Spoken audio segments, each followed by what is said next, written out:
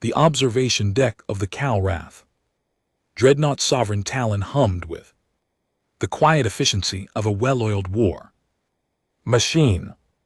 Captain Vrelkoth stood before the main viewport, his forearms clasped behind his chitinous back, watching the human vessel drift lazily through the debris field like a wounded prey animal.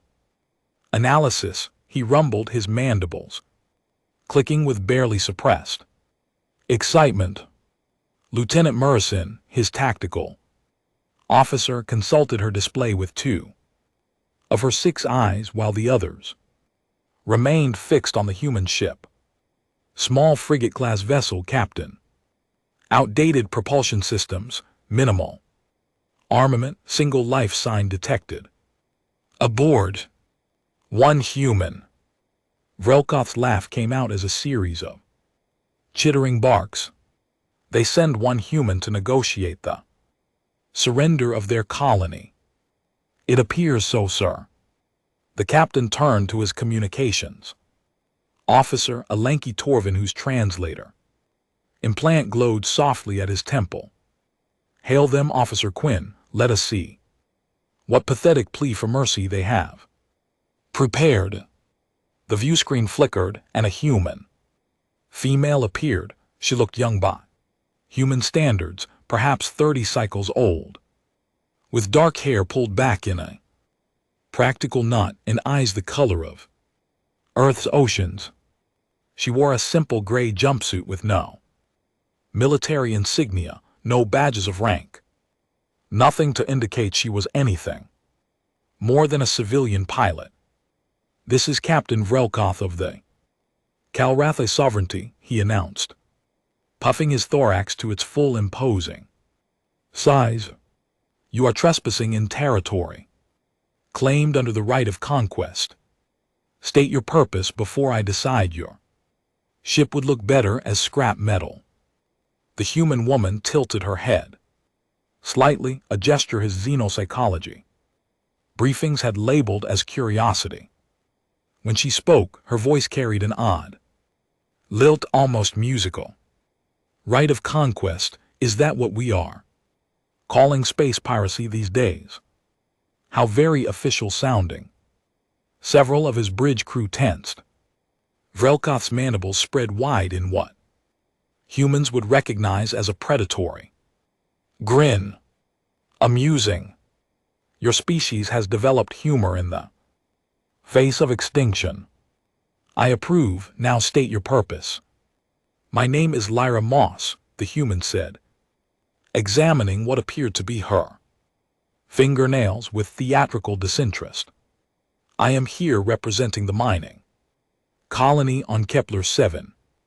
Your forces have been, shall we say, aggressively discouraging our work. Kepler 7 belongs to the Calrath, I see. Now, Vrelkoth declared, your colonists have exactly 6 standard hours to evacuate before we commence orbital bombardment. We require those mineral deposits, and you fragile humans are simply in the way. Lyra looked up from her nails, and something in her expression made the captain's secondary stomach clench. It was not fear, it was not even anger. It was the look of someone mentally calculating complex mathematics and not particularly enjoying the results. I see, she said slowly. So you have decided that might makes right, and you have the might, therefore you are right. Did I summarize that correctly? Precisely, Vrelkoth agreed, pleased. The human was showing some intelligence. Your government sent you to beg for an extension, perhaps offer tribute. We might be willing to negotiate if the price is sufficient. Oh no, Lyra said, and now she smiled. It was not a pleasant smile, it was the smile of a mechanic who had just found the exact bolt to loosen to make an entire engine fall apart. I am not here to negotiate, Captain. I am here to deliver a message from Commander Sato of the United Earth Defense Fleet. The name sent a ripple through the bridge crew. Sato, the butcher of Proxima. The woman who had held the line at Ross 248 against impossible odds. The human whose tactical brilliance had forced 3 separate Calrathi battle groups into humiliating retreats. Vrelkoth forced his thorax plates to remain steady. Commander Sato is 3-star systems. Away with the bulk of her fleet, she cannot reach Kepler-7 in time to prevent its fall. True, Lyra admitted cheerfully. Which is why she sent me instead. You. The captain's chittering laugh returned. Louder this time, and several of his officers joined in. One unarmed civilian pilot in a rust bucket frigate. What exactly are you supposed to accomplish? Lyra's smile widened. Commander Sato asked me to give you a choice, Captain. You can withdraw your forces from Kepler-7 immediately and file a formal complaint through the proper diplomatic channels, or... She paused, letting the silence stretch like a wire about to snap. Or I can disable your ship. The laughter on the bridge died as suddenly as it had begun. Clear's throat. Disable, Vrelkoth repeated, certain his translator implant had malfunctioned. Disable the sovereign Talon, the pride of the Calrathi fleet. You cannot be serious. Deadly serious, I'm afraid, Lyra said, and her casual tone made it somehow worse. So what will it be, Captain? Peaceful withdrawal or mechanical difficulties? Vrelkoth's patience, never his strongest virtue, snapped like a dried twig. Weapons officer. Target that impudent wretch's ship and blow it out of my sky. The weapons officer, a grizzled veteran named Torsk, worked his console with practiced efficiency. Targeting solutions locked, Captain. Firing in 3, 2, 1. The tactical display showed 12 plasma bolts screaming toward the human frigate at relativistic speeds.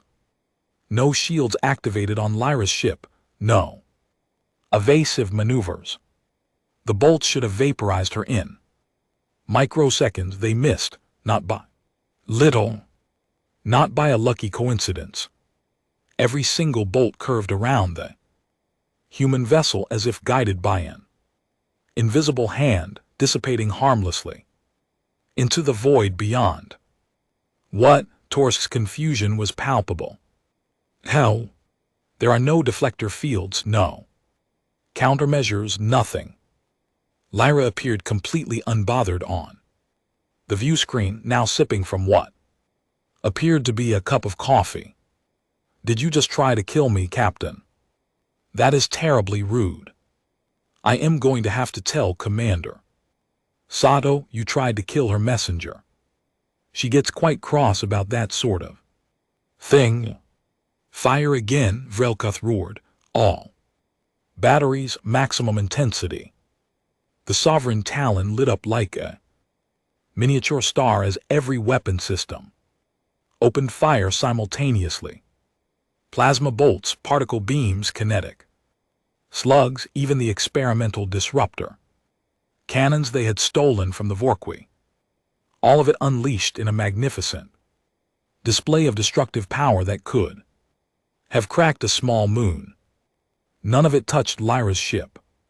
The ordnance simply curved around her vessel, creating a spectacular light show that accomplished absolutely nothing. One particularly large plasma bolt bent so sharply it nearly struck the Talon itself before Torsk managed to remotely detonate it. Fascinating, Lyra commented, setting down her coffee. You Calrathi really do prefer the straightforward approach, do you not? No subtlety, no finesse, just raw firepower. Must be exhausting. Vrelkoth felt his auxiliary lungs begin to hyperventilate, a biological response to extreme stress his species had never quite evolved past. Murison scanned that ship. What are we dealing with? His tactical officer's manipulator appendages danced across her console, her expression growing more disturbed with each passing second. Captain, I am detecting spatial distortions around the human vessel, but nothing we can quantify. It is as if space itself is bending to protect her ship. The energy readings they are impossible, sir. They violate at least 4 fundamental laws of physics. Human technology does not work this way. Quinn added helpfully, their gravitic manipulation is decades behind ours. They should not be capable of localized space-time warping on this scale. Lyra held up one finger. Correction, most human technology does not work this way. But you see, Captain, Commander Sato has access to certain, let us call them, experimental resources. Resources she only deploys when she wants to make a point without firing a single shot. So I will ask you again, and I strongly suggest you consider your answer carefully this time. Will you withdraw, or shall I disable your ship? You are bluffing, Vrelkoth insisted, though his certainty was beginning to crack around the edges. Even if you have some new defensive technology, you cannot attack us. You are unarmed. Oh, you noticed that, Lyra said, sounding genuinely pleased, very observant. You are absolutely correct. I have no weapons, but here is the thing about disabling ships, Captain. You do not need weapons. You just need to understand systems, engineering, cause and effect. She leaned forward and the playful mask slipped just enough to reveal something harder beneath. You know what happens when you introduce a precisely calibrated gravitational anomaly into a ship's power distribution network, or when you create microscopic spatial tears in exactly the right sections of a hull. The reship does not explode. It does not die dramatically. It just stops gently. The word hung in the air like a threat. Of course, Lyra continued, sitting back. If you prefer the dramatic approach, I could also disable your ship in fragments. That option is messier, takes longer to repair, and tends to leave some of your crew with minor injuries. Vacuum exposure, decompression, that sort of thing. Nothing fatal probably, but definitely uncomfortable. Your choice, really. Murison's voice was barely a whisper. Captain, I am detecting graviton buildup around our ship.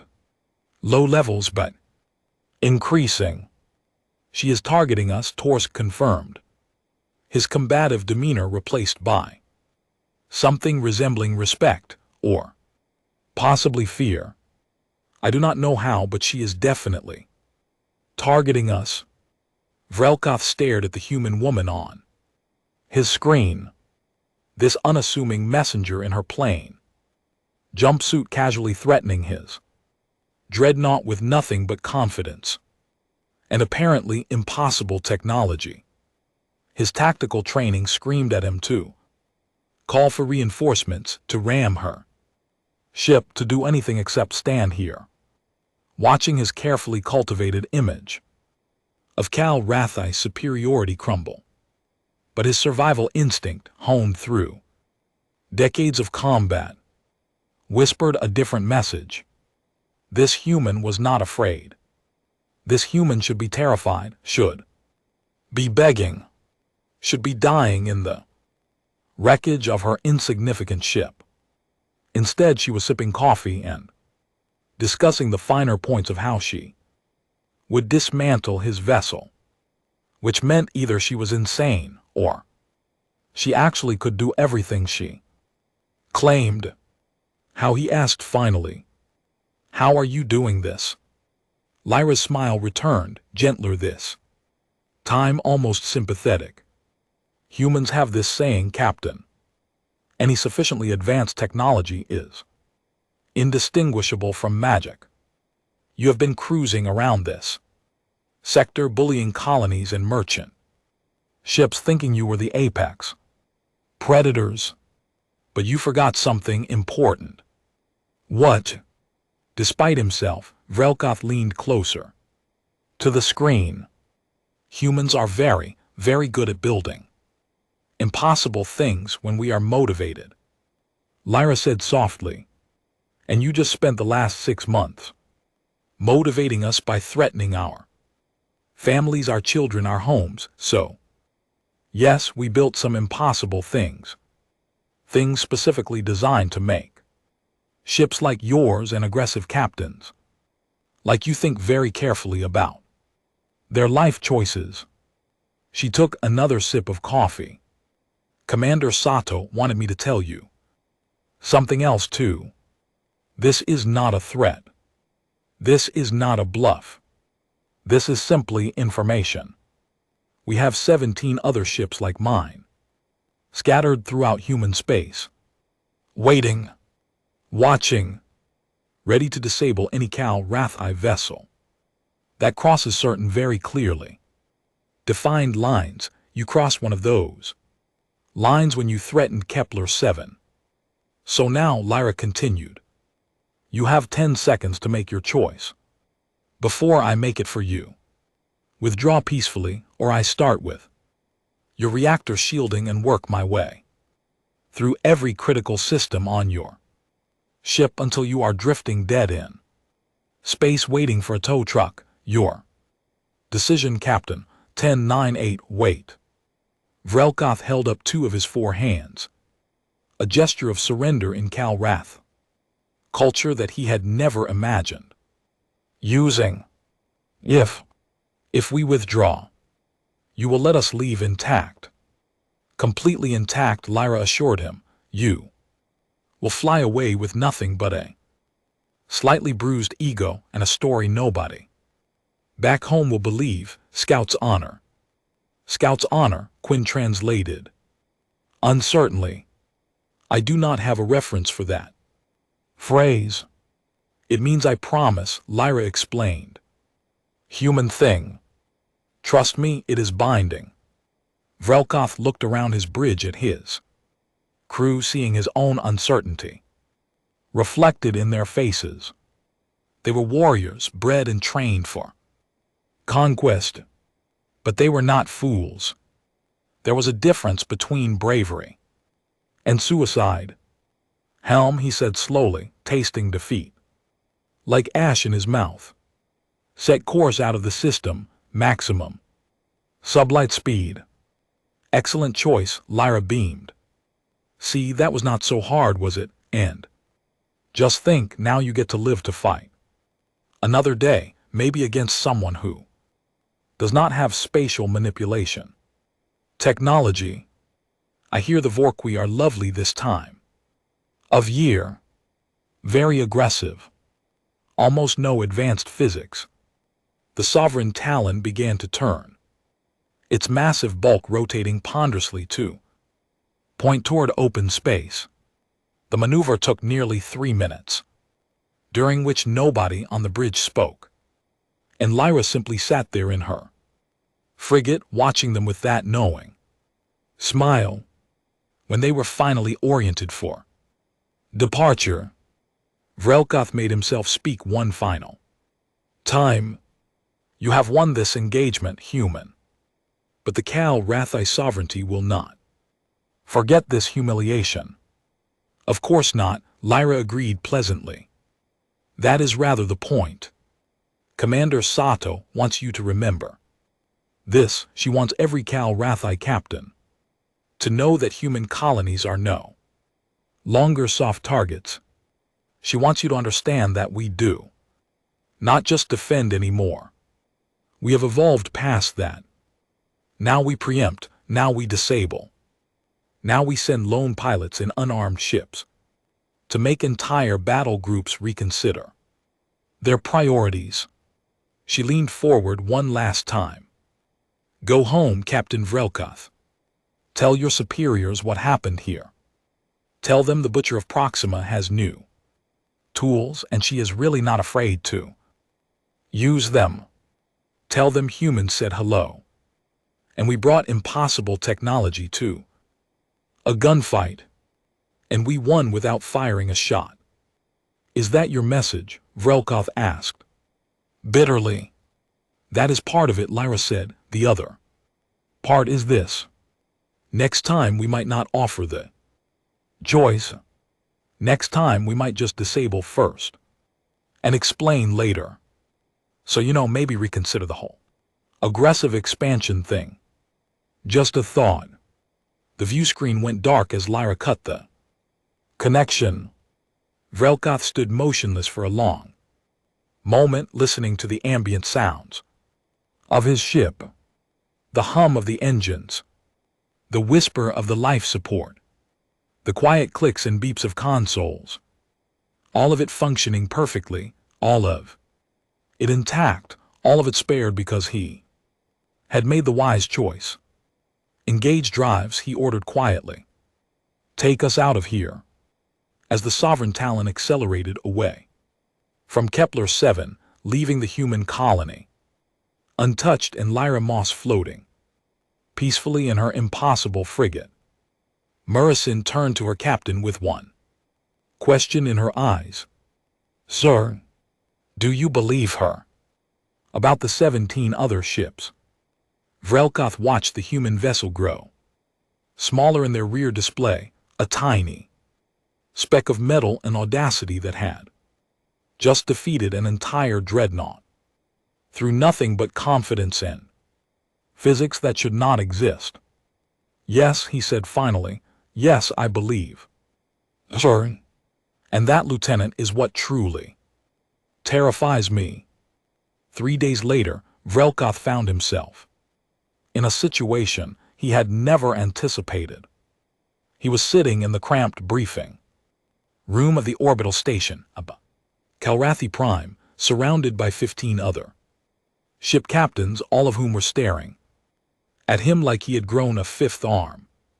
You retreated, Captain Jexnar stated, flatly, his green carapace gleaming under the harsh station lighting. From one human in a frigate. Correct, Vrelkoth replied, keeping his voice steady despite the shame burning in his gut. Without firing a single effective shot, added Captain Rilvex, a younger officer whose 3 successful raids had made her insufferably confident. Also correct, because she threatened you with what did you call it? Jexnar consulted his data pad. Spatial manipulation technology. Yes. The room erupted in chittering laughter. Mandibles clicking in derision, thoraxes heaving with mirth. Vrelkoth endured it silently, remembering Lyra Moss's calm smile, the impossible way his weapons had simply refused to touch her ship. Fleet Admiral Crossavith raised one massive claw for silence. The laughter died immediately. Crossavith had commanded fleets when half the captains in this room were still larvae. His word was law, his judgment final. Tell me, Vrelkoth, the Admiral said, his voice like grinding stone, do you stand by your report, every detail? I do, Admiral. Your sensor logs have been analyzed. They show gravitational anomalies consistent with your description. Weapon trajectories that defy conventional physics. Either you encountered genuine spatial warping technology, or your entire crew experienced simultaneous equipment failure and mass hallucination. It was real, sir, Vrelkoth insisted. The human Lyra Moss she knew exactly What she was doing, she gave us a choice: withdraw or be disabled. I chose withdrawal. Wise or cowardly, Rilvix muttered. Just loud enough to be heard. Wise, Krosevith declared, silencing her with a look. Because 3 hours after Vrelkoth's encounter, Captain Mexfer's battle group attempted to intercept what they believed was the same human frigate near the asteroid mining operation at Theta Serpentis. The room went quiet. Mexfer was not present, Vrelkoth noted. That was unusual. Captain Mexfer ignored the human pilot's warning, Krosevith continued. He ordered his entire battle group, 6 heavy cruisers and 2 destroyers, to open fire.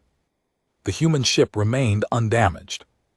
Mexfer then attempted to ram the frigate with his flagship. The admiral pulled up a holographic display. 8 Kalrathi vessels floated in formation around a small human ship. Then in the span of 10 seconds, all 8 warships went dark. Not destroyed, not exploding, just dead. Floating hulks with no power, no propulsion, no life support. The human pilot, same female, same casual demeanor, broadcast a message on all frequencies. She said, and I quote, "That was fragments. Now you get to float here and think about your choices. While I call a tow service, Commander Sato says hello and hopes you packed snacks." Several captains shifted uncomfortably in their seats. It took 16 hours to restore partial power to Mexfer's flagship, Krosevith said. Full repairs will take weeks.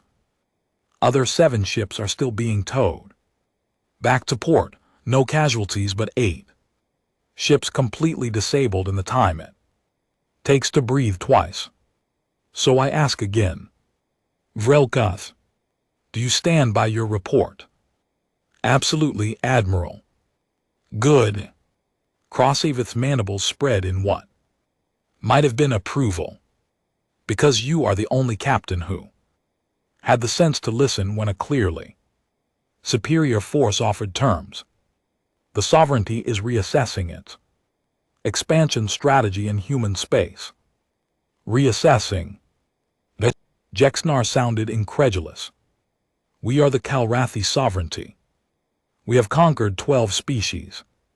We do not reassess because one human has a fancy new toy. 17 humans, Vrelkoth corrected quietly. She claimed there were 17 ships like hers. And given what happened to Mexfer, I am inclined to believe her. This is ridiculous, Rilvex snapped. Humans are weak. They barely held their own colonies together before we arrived.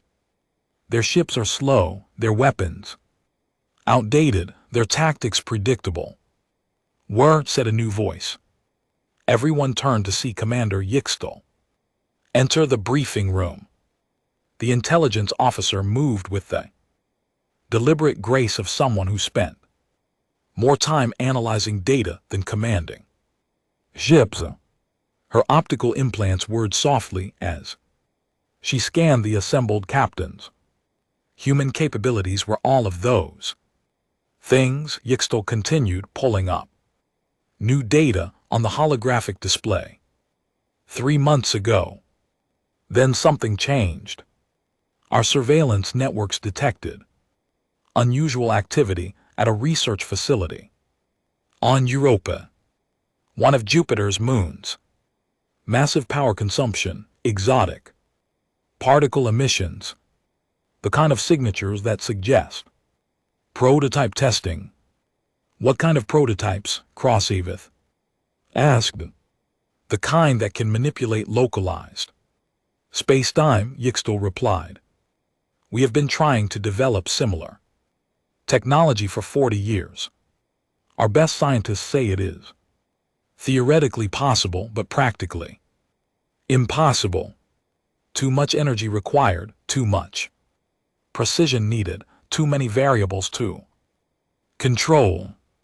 She pulled up an image of Commander Sato, a severe-looking human woman with gray, streaking her dark hair and eyes that had seen too many battles. Commander Alina Sato, 53 years old, 32 years of military service. Psychological profile indicates extreme protectiveness toward her personnel and civilians under her care. Strategic assessment, brilliant, patient, and absolutely ruthless when threatened. We know who Sato is, Jexnar grumbled. She has been a thorn in our expansion for years. What you do not know, Yixtel said, is that Sato's daughter was killed in the Calrathi raid on New Glasgow 2 years ago. Civilian transport, clearly marked, destroyed because it was in your flight path and you could not be bothered to check your targeting. The room went very still. After that, Yixtel continued. Sato requested transfer to special projects. She disappeared from active command for 18 months. When she returned, she brought with her something called the Aegis Initiative. 17 ships retrofitted with experimental gravitic technology, each one piloted by a single volunteer. Each volunteer trained personally by Sato herself. Why single pilots? Vrelkoth asked. Because the technology requires a neural interface, Yixtel explained. Direct connection between pilot and ship. The calculations needed to manipulate space in real time are too complex for conventional computers. They need human intuition, human reflexes, human stubbornness. That sounds horrifically dangerous. One of the other captains muttered. It is, Yixtel agreed. Which is why Sato only accepts volunteers who have nothing left to lose. Pilots whose families were killed in raids. Engineers whose colonies were destroyed. Scientists whose life's work was vaporized because we decided their research station was in the way. She pulled up images of 17 humans, male and female, various ages, all with the same look in their eyes. The look of people who had decided to become weapons because they had failed to protect what they loved. Lyra Moss, Yixtel highlighted one image. Former mining engineer. Lost her husband and 2 sons when they Calrathi bombarded Kepler-7's sister colony. Volunteered for the Aegis program 8 months ago. Neural compatibility rating, 97%. That is unheard of. Most pilots barely manage 60%. Vrelkoth stared at the image of the woman who had defeated him without firing a shot. She looked different in this picture. Younger, smiling, standing next to a tall man and 2 small boys. A family that no longer existed. So we killed her family, he said, slowly, and she became this. They all did, Yixtel confirmed. Every single Aegis pilot has a similar story. Sato found the people we hurt the most and gave them the tools to hurt us back. Except they are not interested in revenge, not really. They just want us to stop. How do we fight this? Rilevex demanded. There must be a weakness. Some way to counter their technology. There is, Yixtel said. We stop threatening human colonies. We stop raiding their supply lines. We stop treating them like prey animals ripe for conquest. That is not a military solution. Jexnar protested. It is the only solution that does not end with our entire fleet disabled and drifting, Crossfith said firmly. Yixtel, continue your analysis. I want to know everything about this Aegis Initiative. Capabilities, limitations, deployment. Patterns, everything. Yes, Admiral, Crossfith turned to. Address all the captains. Until further notice, all Calrathi. Vessels are to avoid engagement with human forces. If you encounter an Aegis ship, you will withdraw immediately. If you cannot withdraw, you will surrender. Is that clear? The assembled exchanged uncomfortable looks but eventually nodded their agreement. Dismissed, Crossfith said, except you, Vrelkoth, stay. The other captains filed out, some shooting sympathetic looks at Vrelkoth, others glaring with barely concealed contempt. When the room was empty except for the Admiral and Vrelkoth, Crossfith settled his bulk into the reinforced chair with a heavy sigh. You made the right choice, the Admiral said quietly. I need you to know that. Thank you, sir. I also need you to know that you are now the Sovereignty's unofficial expert on human spatial manipulation technology, and Aegis pilots specifically. Vrelkoth blinked all four eyes in surprise. Sir, you are the only captain who actually talked to one of them instead of just shooting at her, Crossfith explained. You survived because you listened. That makes you valuable. More valuable than you realize. What do you need me to do? I need you to go back to Kepler 7. Admiral said. I need you to request a meeting with Lyra Moss. I need you to deliver a message to Commander Sato. What message, Admiral? Crossfith was silent for a long moment, his ancient eyes distant, calculating. Tell her the Calrathi sovereignty requests formal negotiations. Tell her we acknowledge human territorial claims in disputed space. Tell her we are prepared to discuss reparations for damages caused during our expansion. Reparations. Vrelkoth could not keep the shock from his voice. Sir, the Sovereignty has never paid reparations to any species. The Sovereignty has never encountered species that could disable our entire fleet without destroying a single ship. Crossfith countered. Sato is offering us a choice, Vrelkoth. The same choice her pilot offered you. We can withdraw gracefully and negotiate, or we can push forward and be systematically dismantled until we have no choice but to surrender. You believe she would do that? Disable the entire fleet? I believe she has 17 pilots who loved their families more than they feared death, Crossfith said grimly. I believe she spent 18 months building weapons specifically designed to humiliate us without killing us. And I believe that is somehow worse than if she had just built bigger guns. He stood, his massive frame towering over Vrelkoth. Go back to Kepler 7, Captain. Be polite. Be respectful. Be honest about why we retreated. And for the sake of our species, do not let pride make you stupid. Yes, Admiral. 2 days later, Vrelkoth found himself once again approaching Kepler 7. This time broadcasting peace signals on all channels and feeling distinctly underdressed for the occasion. His bridge crew was notably more cautious than last time. Weapon systems powered down, shields minimal. Every action designed to communicate non-aggression. Captain, Quinn reported. The human frigate is approaching, same vessel, same pilot.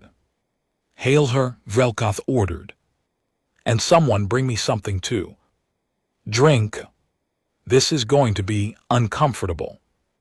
The view screen activated and there was Lyra Moss again, still in her gray jumpsuit still radiating that unflappable confidence. But this time when she saw Vrelkoth, she smiled warmly. Captain, you came back, I am impressed. Most people need a few weeks to process the existential crisis before returning to the scene of their defeat. Ms. Moss, Vrelkoth began, then paused. Is it Ms. or something else? I am not familiar with human honorifics.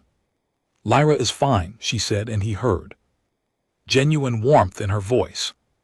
Formality seems silly after I threatened to disable your ship. How can I help you today, Captain?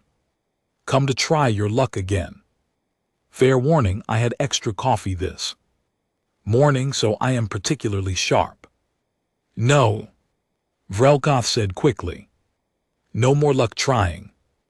I come bearing a message from Fleet Admiral Crossfith to Commander Sato. We request formal negotiations. Lyra's eyebrows rose. Negotiations? As in actual diplomatic negotiations, with talking and compromise and everything? Yes. Well, Lyra said, leaning back in her chair, that is unexpected. Pleasantly unexpected, but still. What changed your minds? Was it the thing with Mex's battle group? Because that really was him asking for it. It was several things, Vrelkoth admitted. Mostly it was realizing that you humans have evolved past being easy targets. You are no longer prey. You are something else entirely. We are tired, Lyra said simply, and the playfulness drained from her voice. We are tired of running, tired of hiding, tired of burying our families. Because aggressive species think we are soft, so we stopped being soft. We built impossible things and put them in the hands of people who had nothing left to lose. Like you. Like me, she agreed. I was a mining engineer, Captain. I built tunnels and calculated load-bearing capacities. Then your people decided my colony was inconvenient, and suddenly I was a widow with no children and a very specific set of anger management issues. I am sorry, Vrelkoth said, and meant it. For what happened to your family, for what my people did. Lyra studied him for a long moment, her blue eyes searching. You know what the interesting thing is? Captain, I believe you. You are actually sorry. That is unusual. Most Kilrathi I have encountered do not apologize for anything. Most Kilrathi have not been defeated by physics and coffee, Vrelkoth replied. She laughed, a genuine sound that transformed her face. Okay, I like you. You have a sense of humor. That is good. Makes this whole thing much easier. She pulled up a display on her end. I am forwarding your request to Commander Sato now. She's going to want to verify this is legitimate and not some elaborate trap. I understand. In the meantime, Lyra continued, would you like to know how this all works? The spatial manipulation thing. I figure if we are going to be negotiating, transparency might help build trust. Vrelkoth glanced at Murison, who nodded eagerly. Yes, actually, our scientists are extremely curious.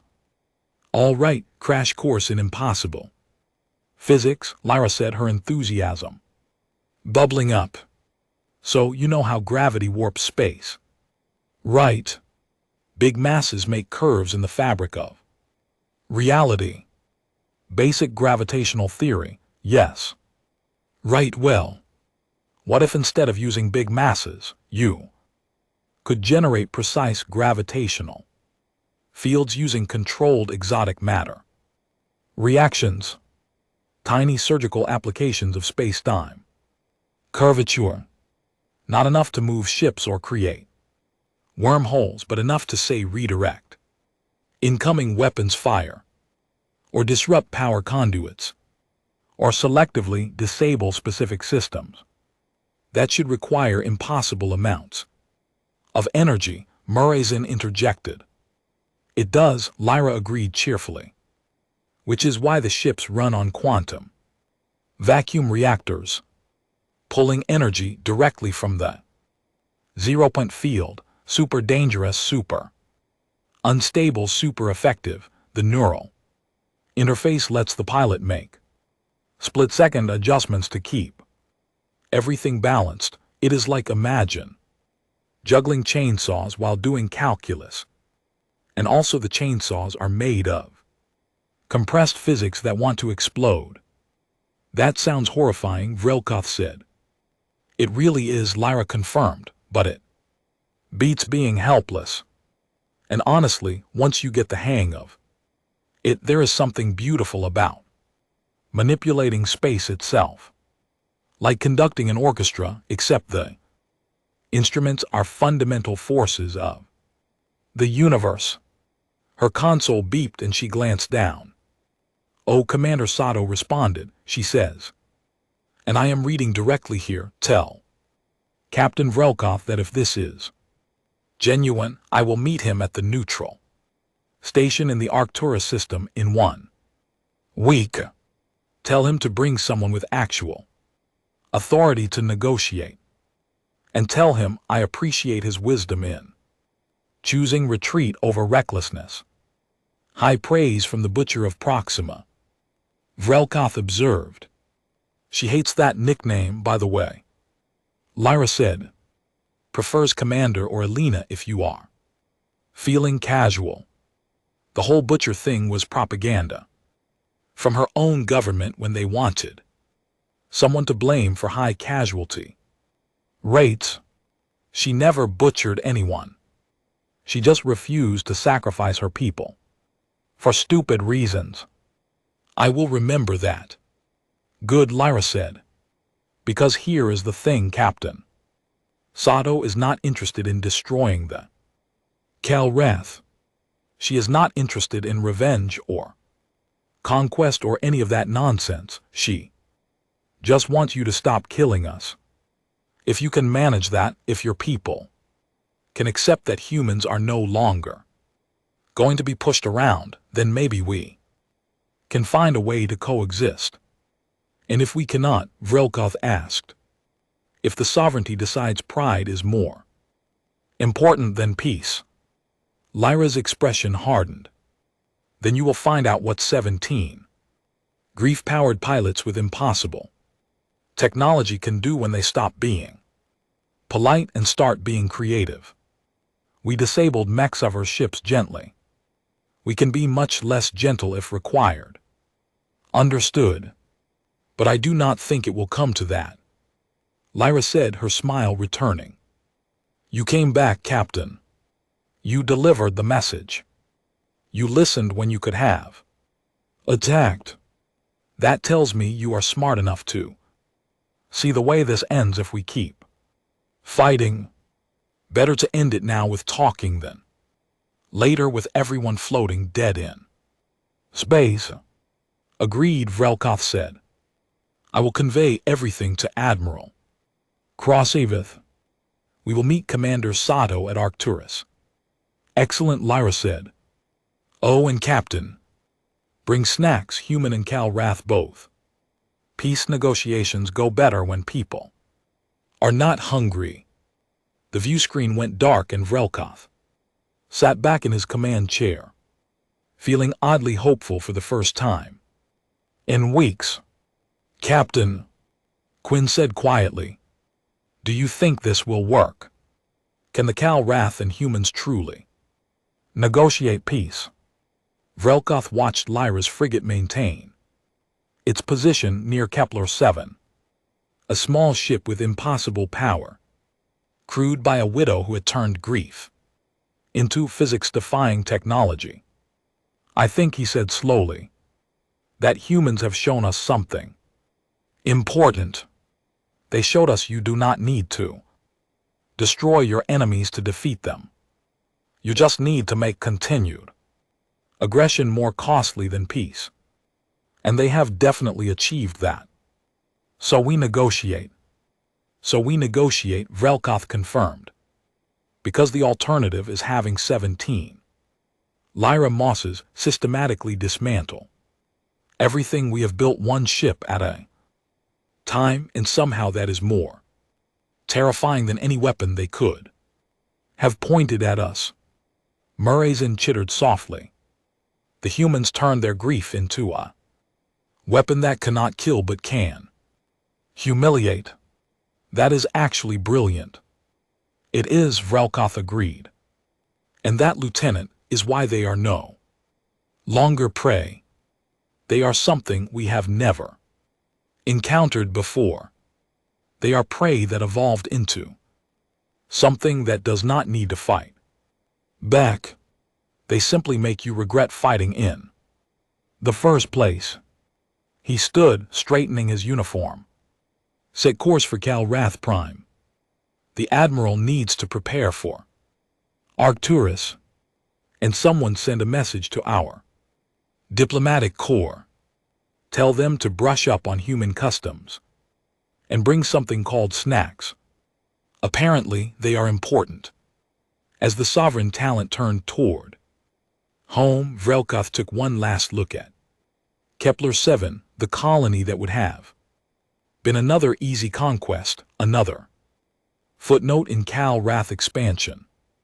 Instead, it had become the place where the sovereignty learned humility from a widow with a coffee cup and technology that bent space itself.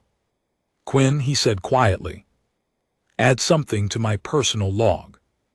Note that today the Calrath sovereignty encountered something more dangerous than weapons. We encountered humans who had nothing left to lose and everything to prove.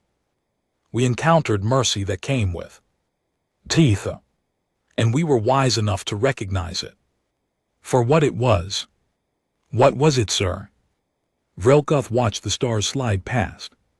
His viewport, infinite and indifferent. A chance to be better than what we have been. Let us hope we are intelligent enough to take it. Behind them, growing smaller with each passing moment, Lyra Moss sat in her impossible ship, sipping her coffee, protecting the colony that shared a name with the world where she had lost everything. She had not fired a shot, had not destroyed a single enemy vessel, but she had one nonetheless. And in the end, that was the most human thing of all.